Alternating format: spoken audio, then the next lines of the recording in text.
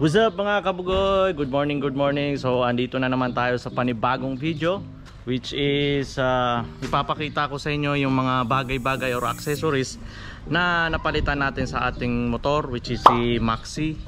Ito ay isang NMAX 2020. Nabili ko siya noong September 2020. So 2021 na ngayon. So mga September, October, November, December, January, February, March, 7 months na sa akin itong motor na to. So bago ang lahat mga kabugoy, kung bago ka sa video na to, please don't forget to subscribe and click the notification bell button para mas updated kayo sa mga bagong video natin at sa mga bagong rides na i-vlog natin mga kabugoy. So before that, intro, pasok.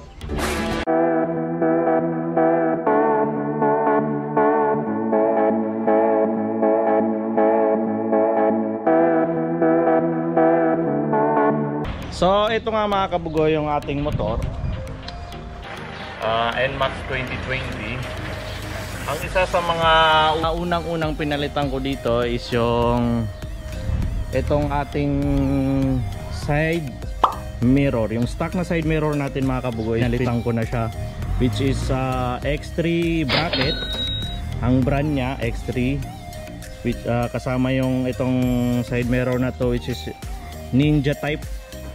Actually hindi ito yung unang side mirror na kasama na nabili ko kasama na itong bracket. Maliit kasi yung stem niya, which is short stem din siya tulad na ito. Payat lang yung stem niya. So ito medyo makapal-kapal siya. Tsaka hindi gaanong ma-vibrate, di gaya nung unang nabili ko na side mirror na ang payat talaga nitong stem niya. So ito kasama ko nabili itong bracket at itong side mirror. Nakalimutan ko na kung magkano yung nagastos ko dito. Siguro mga 2,000 mahigit lang mga kabugoy. So ang ating windshield is stock lang. Stock windshield pa rin tayo. Meron akong nabiling windshield which is same size lang naman niya. Same lang na ng laki. Ayaw ko kasi nung medyo mataas na umaabot hanggang dito. Oo, kasi parang ewan ko, hindi ako sanay kasi pag yung view ko kasi pag nakaupo tayo sa motor or pag nakaupo ako dito sa motor ko, yung view kasi kung hanggang dito yung windshield natin, hindi ko gaano nakikita yung mga lubak or something na pwede kong iwasan sa kalsada. So yun lang, share ko lang mga kabugoy. And then ang pangalawang pinalitan ko dito sa motor natin is itong mga bolt. Yayamanin bolt tayo mga kabugoy. Ito siya. Hindi siya ito yung gold na yayamanin, ito ay white gold ang tawag nila dito. So nagkakahalaga, nagastos ko dito sa white gold na to is 3,000 something. Ito lang naman yung napalitan ko, itong dito sa may ano tawag na ito, sa may brake fluid cover, ito at saka ibang mga body bolts nya. Pinalitan ko itong bolt din dito sa may front fender, bolt sa caliper, bolt sa disc at bolt dito sa axle axle ito. At dito rin mga kabugoy sa ating tambucho, dalawa. Itong mga body bolt dito banda, yung bolt natin para sa plate number, at dito sa air filter cover.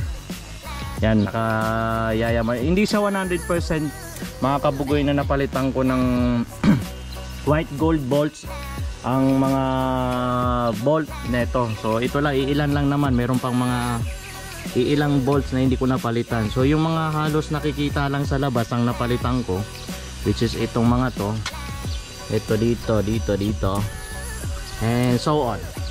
And pangatlo sa mga napalitan ko na rin mga kabugoy is ito nga, bumili rin tayo ng bracket para sa ating top box.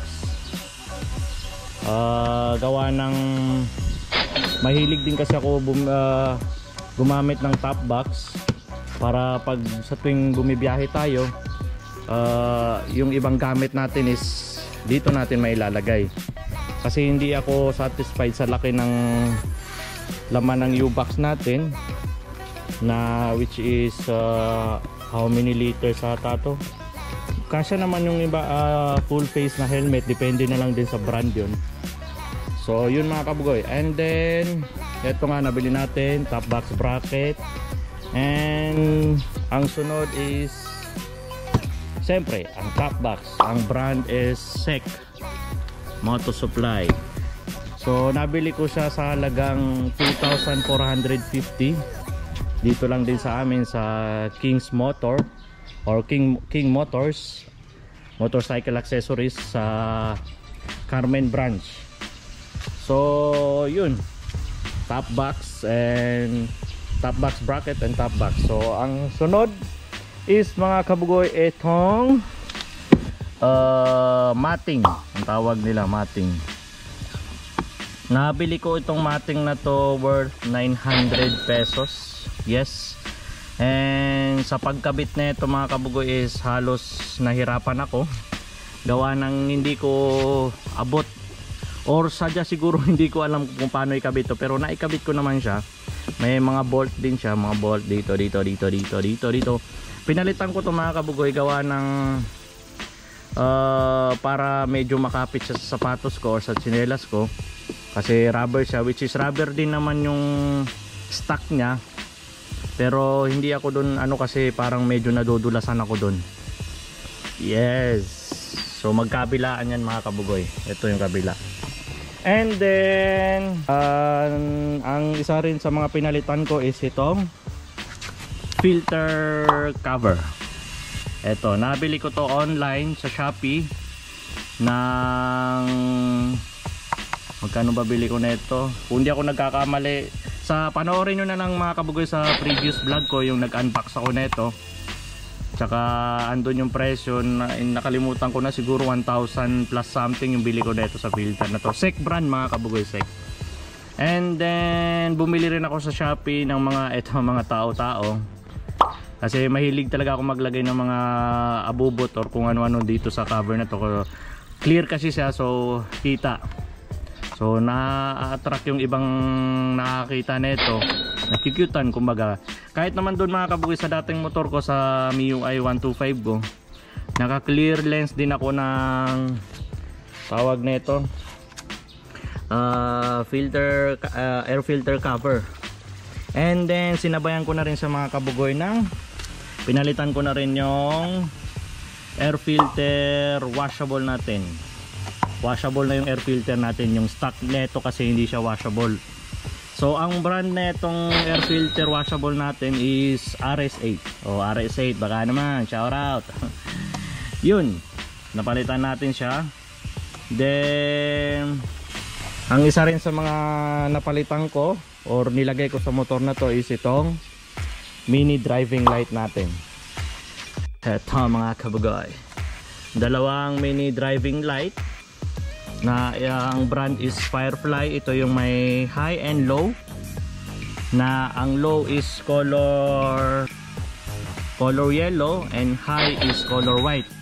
Pero pwede mo siyang gawing, yung high mo is dual color, pwede mo pagsabayin yung white at saka ano tawag nito, white saka yellow, yun. And then bago mo siya maikabit, syempre mga kabugoy, bibili ka rin ng etong bracket para sa mini driving light natin.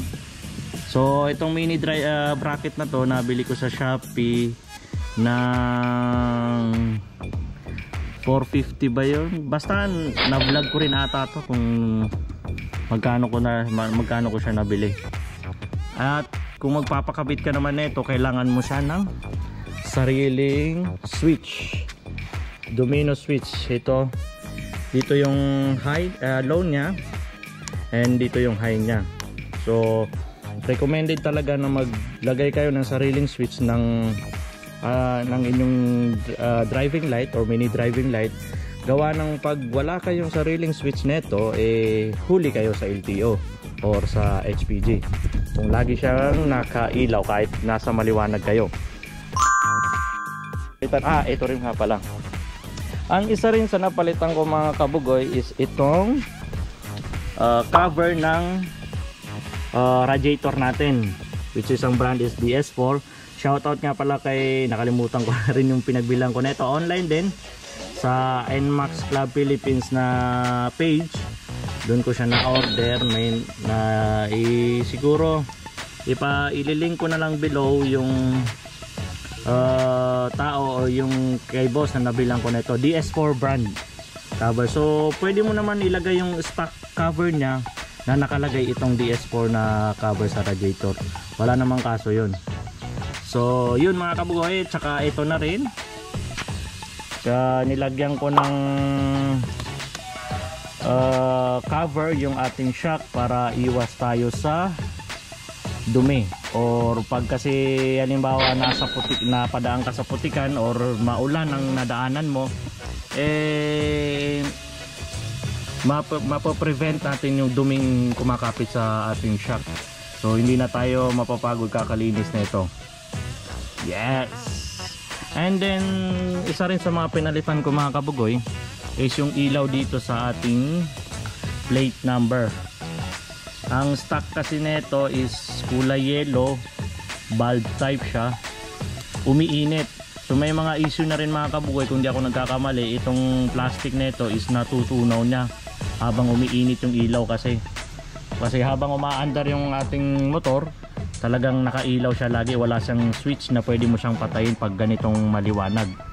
So nakailaw, so natunaw. So pinalitan ko siya ng T10 ata na bulb na ang brand is Osram.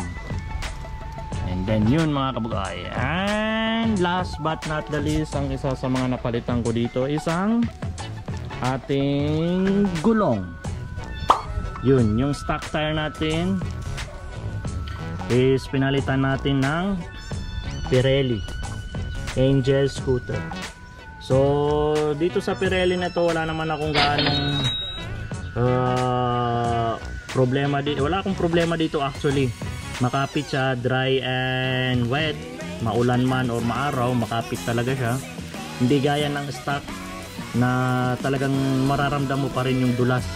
Panoorin nyo na lang mga kabugoy sa previous vlog ko, nandun na yung binvlog ko siya nung nagpalit ako nito at na-explain ko na rin doon lahat-lahat. Isa rin pala sa isa rin pala sa napalitan ko is itong cover ng ating gulong, cover ng ating upuan, which is Oz Racing. Ang stock kasi nito na cover is madulas, lalo na pag bigla ang preno ako sa abante or sudden brake ako, napapasubsob ako dito sa unahan. Ito 100% makapit at hindi masakit sa puwet. Yun. And then ito rin pala naku, nakalimutan ko na palitan ko rin pala tong ating hand grip. Ang brand is NCY. Sa ano ko rin to nabili, sa King Motors o sa Carmen brand. And ito rin pala ang ating cellphone holder, Motowolf cellphone holder. So ito yung may charger mga kabugoy. Tinanggal ko lang, pinutol ko lang yung wire nya kasi wala akong nabili na yung walang charging port. So pinutol ko na lang siya, which is hindi naman siguro nakakaano. Kasi kung hindi ko siya pinutol, pangit tignan kasi gawa ng meron naman tayong charging port dito na naka-built in na talaga sa NMAX 2020 natin. Kaya tinanggal ko na talaga yung wire para walang sagabal o nakalabas or nakalawit na wire dito sa ating labas ng motor. So isa rin pala sa pinalitan ko is yung ating busina. Naka PIA horn tayo, PIA. Correct me if I'm wrong mga kabuhay kung paano ba i-pronounce yung PIA ba o PIA.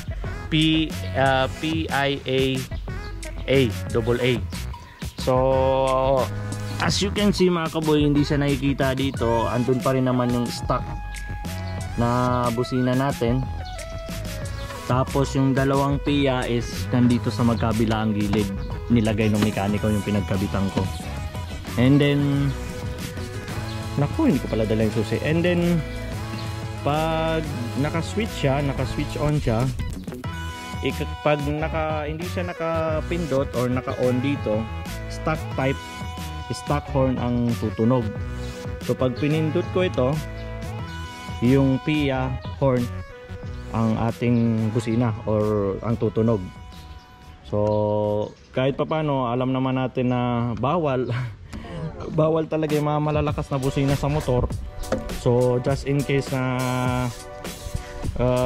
gusto nyong makaiwas or maka sa checkpoint, pwede nyo namang pindutin. Or pag nagpaparenew kasi tayo, kailangan talaga stock pag nagpaparenew tayo ng rehistro ng ating motor. So kung gusto mo naman yun, i-stock mo lang, pindutin mo lang, hindi ka na magbabaklas, hindi mo na kailangan baklasin yung loud horn mo, pindot lang dito sa stock horn. So yun lang siguro mga kabugoy. At saka itong lagayan natin ng action cam, which is itong gamit natin, pero naka chin mount ako sa aking helmet. And then ito rin mga kabugoy, mga konting sticker or decals, tawag ba nito, sa ating visor.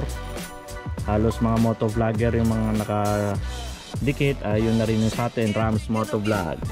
Paki-follow na lang sa ating Facebook page at subscribe na rin sa ating YouTube channel. And shoutout na rin kay Boss Motoholic, Motodrone, Silhig Rider at Matic Moto. And shoutout na rin kay Bok Moto. Wala, hindi ako nakahingi ng sticker sa'yo, boss. So yun mga kabugoy, dito ko na siguro tatapusin ang ating video. So if you like this video, please don't forget to subscribe and click the notification bell para mas maging updated kayo sa mga bagong video natin at sa mga bagong rides natin. And then don't forget to like na rin mga kabugoy and share ninyo ang ating video, itong vlog na to, or sa mga previous vlog ko. And don't forget na rin mga kabugoy to follow my Facebook page, which Rams Motovlog. Paki-like and follow na rin mga kabugoy. So see ya and peace out mga kabugoy.